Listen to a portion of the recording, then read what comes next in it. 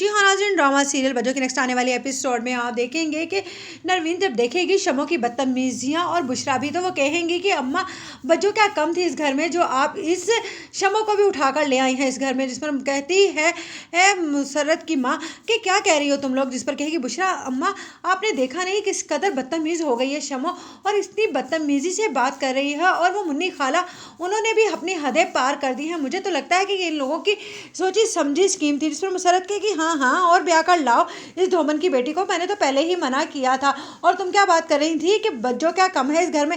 मैं तुम्हें पहले ही बता दूं कि बज्जो की टक्कर का इसी घर में अभी कोई नहीं आया।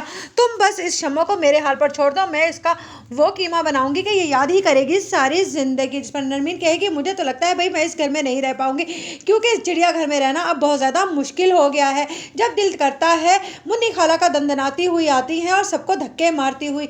अब मैं आपको बता रही हूँ कि ये मुन्नी खाला की सोची समझी स्कीम थी। बुशरा बिल्कुल ठीक कह रही है। उधर आप देखेंगे कि शम्मो से जब कहेगा रोहेल कि ये क्या बदतमीजी है, तुम किस तरह से बात कर रही हो अपने बड़ों से, तो उस पर कहेगी शम्मो तो और किस तरह से करनी चाहिए तुम्हारी माँ बहनों से बात, वो हैं ही इसी काबिल। जब वो मेरी माँ को कुछ नहीं समझती तो मुझे क्या ज़रूरत है कि मैं उनके आगे पीछे फिरती फिरूं। और हाँ, मैंने तुम्हें बता दिया है कि अब तुम कल से अम्मा की दुकान पर जाओगे। जिस पर कहेगा रोहेल ये क्या घोंसले हैं। जिस पर कहेगी शम्मो तो और क्या, कमाना खाना नहीं है तुमने, अगर कमाओगे नहीं तो मेरे खर्चे कहाँ से उठाओगे। अब ये चोरी चकारियाँ नहीं चलेंगी, बल्कि तुम्हें सीधे से अम्मा की दुकान पर बैठना होगा और उनकी हेल्प करनी होगी। ये सुनते ही रोहेल तो जैसे चक्के ही छूट जाएंगे। सारी शादी की खुशी उसकी धरी की धरी रह जाएगी कि उसे कमाना भी पड़ेगा।